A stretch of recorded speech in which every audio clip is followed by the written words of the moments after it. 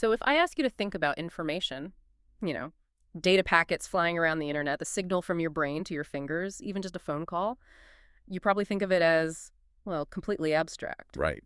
It's the stuff of the digital world. It feels non-physical. We treat it a bit like magic. And that abstraction is incredibly powerful. It is, but it also misses a fundamental physical truth.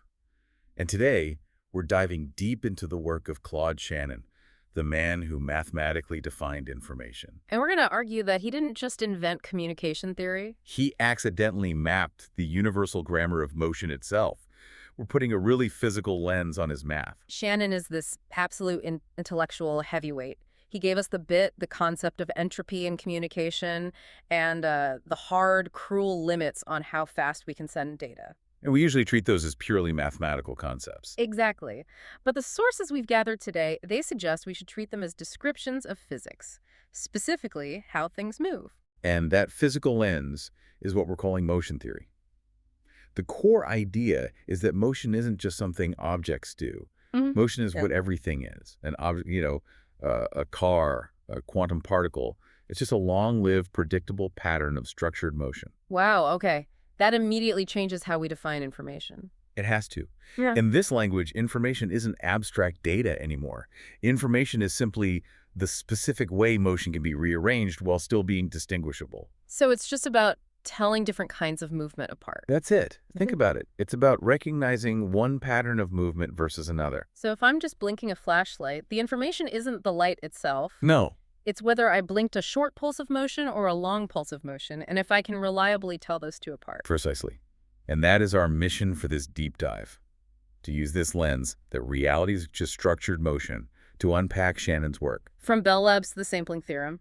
And show how he established the literal physical rules for how patterns survive being transported through space and time.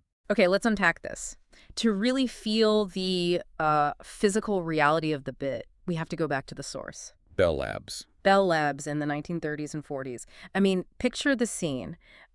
These immense switching rooms, metal racks stacked to the ceiling, the smell of ozone and relays. Physical electromechanical switches. Clicking thousands of times a minute. For almost everyone else working there, those were just telephone circuits. They were building bigger, faster networks. But Shannon, he had this intensely wide-ranging curiosity. He looked at this whole apparatus and saw something else. He saw moving logic. Exactly. Yeah. He realized that the simple act of a relay being pulled, closed, or snapping open, well, that was a two-state motion pattern. A pattern that could be described using the same rules as symbolic Boolean logic. I mean, that shift in perspective is just incredible. You're not dealing with complicated analog currents anymore. Yeah. You're just dealing with a device that imposes a fundamental choice. A relay is just a tiny motion gate. It either allows current motion to pass or it blocks it. So a circuit, then, isn't just a wire. It's a carefully designed pathway of possible motion. And this is where the genius of his extraction comes in. Shannon realized that the identity of the material, it didn't matter. It didn't matter if the difference was 0 volts versus 5 volts. Or a flash of light versus no flash of light. Or even a high-pressure wave versus a low one. He didn't care about the messy physical details. The voltage drift, temperature changes. He only cared about the pattern of alternatives. That was his revolutionary act, to decouple the pattern from the medium it was in. So the bit, then, is not a voltage or a particle. No.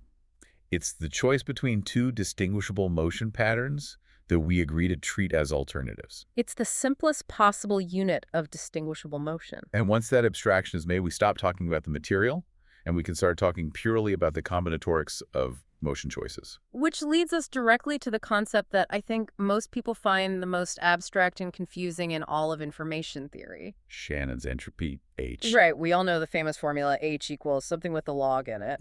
H, a pi log pi. Yes.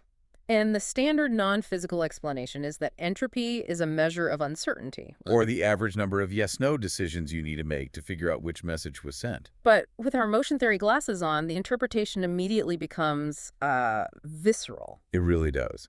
You stop seeing the source as some abstract message generator. Instead, you see it as a machine that emits structured motion patterns. Like a machine that can flip a weighted coin. Sometimes it makes a heads motion, sometimes a tails motion. Exactly. The probability, that pi, is just the likelihood that the machine lands in motion pattern I. And H, the entropy. H measures how much motion choice is inherent in that source. It tells you how many binary motion decisions, how many flips of a perfect coin you'd need to replicate the uncertainty of the original source. So entropy is just option counting. It's just an option count. It's a literal count of the distinguishable paths the system can take. And what's fascinating here is that Shannon provided this clean, undeniable bridge between two fields that seem to live on different planets. Statistical thermodynamics and information theory. We're talking about connecting the entropy of a computer program to the entropy of, like, heat and gas. They sound worlds apart. But they share the exact same logic because they are both counting. Both thermodynamic entropy and Shannon entropy are counting accessible motion configurations. The difference, as highlighted in the source material, is one of accounting. How so? Well, heat, or thermodynamic entropy, is what happens when motion spreads into untracked micro-options. A hot piece of metal cools, right? Right. The jiggly motion of its atoms spreads out and becomes impossible to track them individually. The system is still moving, but we stopped keeping track of which configuration it's in. So heat is motion chaos that we gave up trying to organize. Perfect way to put it. And information, or Shannon entropy, is what you get when you do track which option was taken. So they're both counting the same thing. The number of possible microscopic motion arrangements. But one is about the motion we follow, and the other is about the motion we ignore. It grounds the most abstract formula in physics itself. Okay, so now we have the basic unit of structured motion, the bit. And a way to measure the choices in that motion entropy. So now we have to find a way to move it across a distance. Let's talk about the superhighway for motion, the channel. Right. And whether it's an electrical wire, a fiber optic cable, or the synaptic cleft between two neurons. it's just a constrained system that lets structured motion patterns travel. Shannon modeled it as a probability box. You put a specific structured motion, X, in some inevitable physical noise happens. And a slightly altered motion, Y, comes out the other end. So physically, that abstract box is just structured motion juggling, charges jiggling in copper, photons scattering, molecules bumping around. And Shannon asked, given those constraints and that inevitable physical noise, what is the maximum rate? At which distinguishable motion patterns can be pushed through reliably. And that maximum rate is the channel capacity, C. Usually measured in bits per second. And it's so important to realize this is a physical concept. It's like a speed limit for a specific stretch of road. But wait, engineers are constantly talking about breaking speed limits, inventing new compression software, pushing more data than ever before? Are you telling me that no matter what AI software or clever algorithm we invent, we absolutely cannot push more distinguishable motion patterns than the fundamental physics of copper or fiber or air allows? That is precisely what Shannon's channel capacity theorem proves. And that's why it is so brutal and so beautiful. The medium itself, the physical properties of the channel, it sets the synchronization and noise properties of the motion. Okay. So capacity C is the hard maximum rate at which you can impose distinct motion rhythms without them just blurring into each other. It's like trying to fill a small water pipe. You can try to pump the water harder, but if the pipe is narrow and shaky, Noisy. at a certain point, pushing more water just increases turbulence. You don't get more reliable flow. Exactly. Once you know the bandwidth, how fast the pipe can wiggle, and the noise power, how much random shaking is going on, you have C. And no amount of clever coding can beat that. None. Your only option to get close to C is by structuring your motion patterns with more and more care. Which leads us straight into the art of coding, or as we're calling it. Motion choreography. Standard teaching often focuses on the complex algebra of error correction. But physically, when we view the channel as this vast, high-dimensional space of all possible motion paths, codes become an art of choosing where to step. So instead of sending a simple, quick motion pattern, a raw bit, we embed it in a longer, more complex, redundant pattern. We're intentionally making the signal bigger and slower. Redundancy is your safety net. To fight noise, codes force the signal to occupy only a tiny, carefully selected subset of allowed motion paths. And the key is that these selected paths are spaced incredibly far apart in the channel's configuration space. We are buying physical distance between our choices. So if the channel is turbulence, we're making sure the difference between a 1 pattern and a 0 pattern is so vast that even a huge kick from noise won't confuse them. The analogy of the separated flocks of birds is perfect here. If you send individual birds through a strong wind, that's the noise. They might end up anywhere. The turbulence might just completely scatter the information.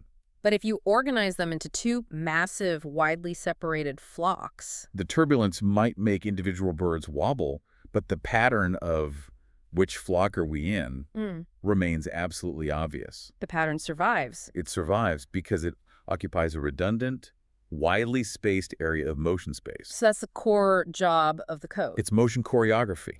It ensures that many different potential noisy motion histories, all caused by the channel, will all collapse back to the same intended pattern at the receiver. Structure beats chaos. Now let's connect the structured digital motion back to the squishy, continuous physical world. Right. The sampling theorem.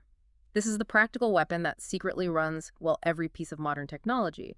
The Spotify song you might be listening to, every video call you make. A continuous physical signal, like the smooth voltage variation in an old microphone or the pressure wave of sound, is motion varying smoothly in time. The critical concept Shannon used was the bandlimit. A bandlimit being a constraint on how fast that physical motion is allowed to change. It's a cap on how quickly the motion can curve in time. Exactly.